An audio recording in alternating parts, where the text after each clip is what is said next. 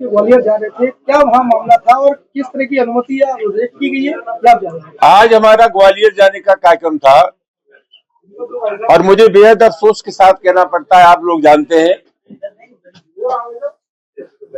कि पिछले 2-2.5 महीने से उत्तर प्रदेश के किसी जिले में हमें नहीं जाने दिया। और आज जब ग्वालियर जाने का हमारा प्रोग्राम था तो हमारे मित्रों ने, साथियों ने प्रशासन से जब अनुमति मांगी हमारे प्रोग्राम के लिए तो वहां से अनुमति नहीं मिली।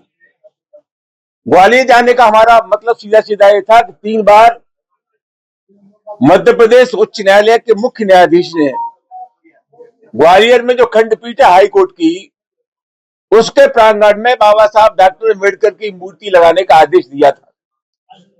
यह अत्यधिक चिंता का सबब है कि कुछ लोग जानबूझ करके ऐसे हालात पैदा कर रहे हैं जिसके चलते वहां तनाव पैदा हो।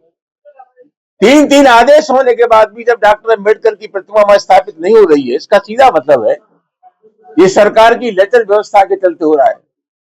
और मैं आरोप लगाना चाहूंगा कि मध्य प्रदेश की सरकार के साझे पर हो रहा है। ये एक मनोवृत्ति है, ये वही लोग हैं जब हिंदुस्तान का संविधान बन रहा था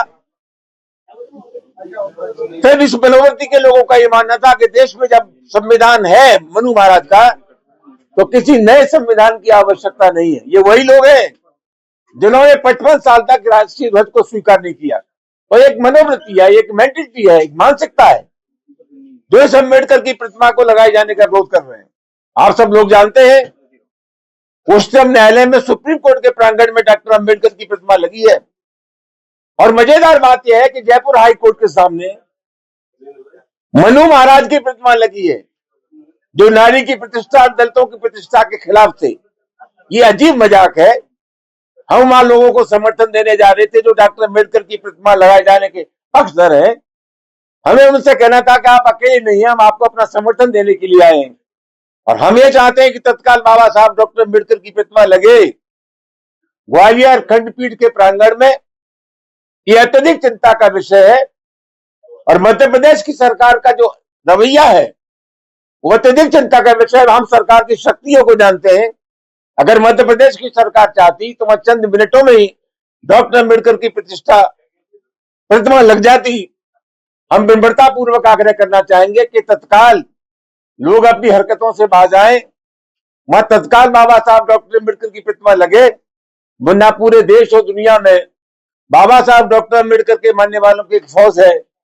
वक्त रहते वहां प्रतिमा न लगी तो जन आंदोलन बनेगा, पूरे देश का आंदोलन बनेगा जिसकी पूरी जिम्मेदारी मध्य प्रदेश सरकार की होगी। आज सपा का वहाँ अनिश्चितकालीन धरना था, उसको अनुमति नहीं दी गई, इसको किस तरह से देखते हैं? वो अनुमति तो मेरे नाम से थी ना। अनुमति देने का मतलब ये था कि हम जा रहे हैं, हमारा प्रोग्राम था। तो कुल मिलाकर के और मैंने समाजवादी पार्टी के लोगों से आग्रह किया था कि न सिर्फ समाजवादी पार्टी, जो मूर्ति लगाए जाने के पक्षधर लोग हैं, अधिवक्ता हैं, तमाम सामाजिक संगठन है, उन सबको मिलाकर के कार्यक्रम करना चाहिए। तो उन्होंने अनुमति मांगी थी, लेकिन सब लोग तरह के लोगों को मिलाकर के वहां आंदोलन होना था, हमारी सभा होनी थी, जिसकी अनुमति ग्वालियर प्रशासन ने दी।